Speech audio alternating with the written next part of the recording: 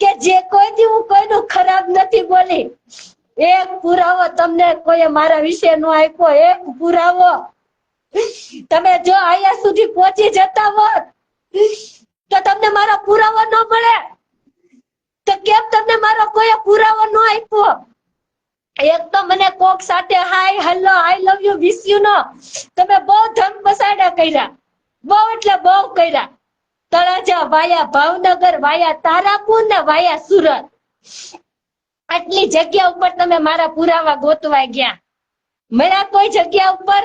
આજે સેલ્યુટ છે મારા એ ભાઈબંધોને, મારી નિસ્વાર્થ મિત્રતાને.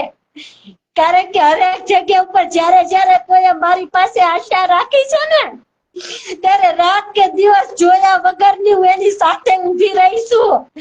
એ હું તમને પુરાવા આપી દેવાના. તમારે પુરાવા જોતા હોય તો તમારો ભાઈ ખુદ પોતે ધર્મેન્દ્રસિંહ વાળા છે, આઈ કે વાળા, તમે એને પૂછો, એ તમને આપશે પુરાવા.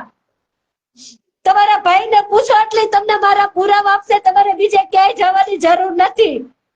અને છતાંય તમારે પુરાવા જોતા હોય તો તમે મારી પાસે આવજો, હું તમને આપીશ મારા પુરાવા. તમારા ભાઈ ધર્મેન્દ્રસિંહ હારીસિંહ નગરપાલિકાના ઉપપ્રમુખ ભાજપના. બાકી ક્યાંયથી તમને મારે પુરાવો નહીં મળે. કારણ કે મેં ક્યારેય કોઈની સાથે એવા સંબંધો નથી બનાવ્યા. મારા સંબંધો ક્યાંય પણ હશે તો ભાઈપણા બેનપણાના અને કા નિસ્વાર્થ મિત્રતાના હશે. એની કોઈ મર્યાદા છે. કૃષ્ણ ને સુદામા જેવી મિત્રતા છે, કૃષ્ણ ને સુદામા એવી મિત્રતા આજે બી છે. જયારે 4 દિવાલની અંદર કોઈ પુરાઈને બેઠું હોય એટલે આપણો સમાજ એમ કહી દે કે આ દીકરી આની હારે શરૂ છે, તો તમારી માનસિકતા છે. બની શકે કે ઈ લોકો એને ખૂણાની અંદર બેઠા હોય. આજે જો નહીં જાગો ને તો કાલે તમારા ઘરમાં પણ બનાવ બનશે.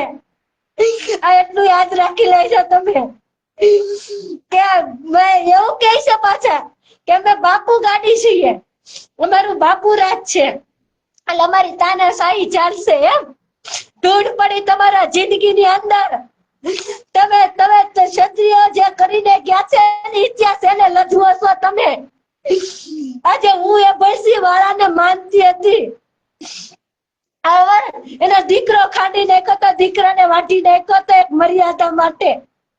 અને આજે તમે એવોર્ડ લેવા તમને ગમે છે, તમને વાહ વાહ કરીને ફેસબુકમાં ફોટા મૂકવા તમને ગમે છે, તો આજે મૂકો ને તમે મારી સાથેના ફોટા, મૂકો તમે મારી સાથેની હરેક વસ્તુ, અને એક વખત મરદ થઈને બોલો